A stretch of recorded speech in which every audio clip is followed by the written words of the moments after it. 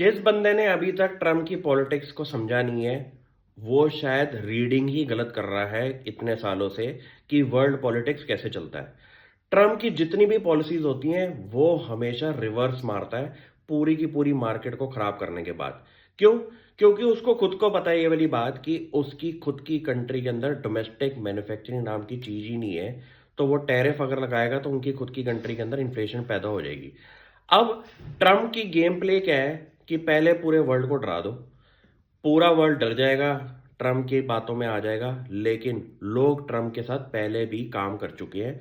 तो इस बारी गेम के अंदर जो चेंज आया है वो ये आया है कि कोई भी कंट्री ने मेजोरिटी होके ट्रम्प की बात को एक्सेप्ट नहीं किया कि हम आपके साथ आपकी टर्म्स पे काम करेंगे। क्या हुआ?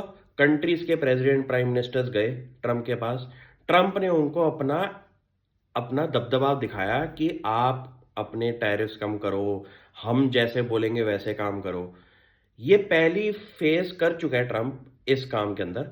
अब नेक्स्ट फेज भी उसने करने की कोशिश जब करी तो कंट्रीज ने रिवोल्ट किया।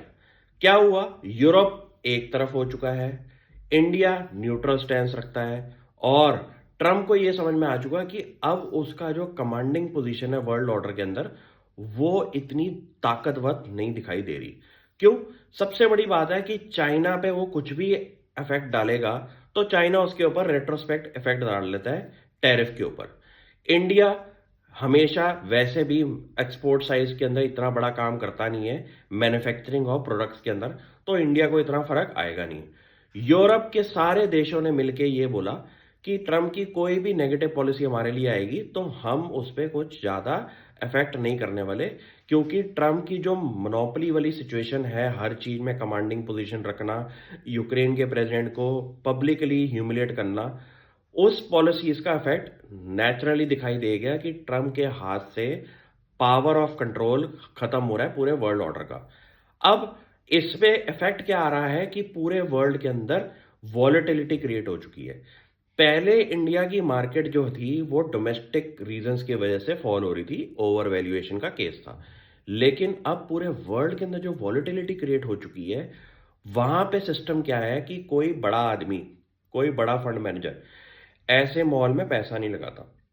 क्यों? क्योंकि जब तक उनको स्मूथ पॉलिटिकल सिनेरियो दिखाई नहीं देता, वो बड़ी बड़ी इन्वेस्टमेंट नहीं करते। आपको ये समझना है कि वर्ल्ड पॉलिटिक्स और एक्चुअल इकोनॉमी के वर्किंग के अंदर बहुत फर्क होता है। ये लोगों को लगा कि टैरिफ इंक्रीज हो जाएंगे, इंडियन कंपनीज का नुकसान होगा, बाहर की कंपनीज का भी नुकसान होगा, यूएस के साथ काम करना है। ये चीजों का इफेक्ट हमेशा साल 2 साल के टाइम पीरियड में आएगा, जब वो एक्चुअल टैरिफ लगेंगे। जब एक्चुअल टैरिफ लगेंगे तो ट्रम्प को पता चलेगा कि उसकी खुद की कंट्री के अंदर जब सामान महंगा पड़ रहा है, तो वहां की नेचुरल इकोनॉमी के अंदर इन्फ्लेशन जब क्रिएट होगी तो वहां पे काम करना ही मुश्किल हो जाएगा। ये चीजें हैं आपकी शॉर्ट टर्म वॉलेटिलिटी क्रिएट करने के लिए। इनके आफ्टर इफेक्ट्स बाद में कुछ नहीं दिखाई देने वाले।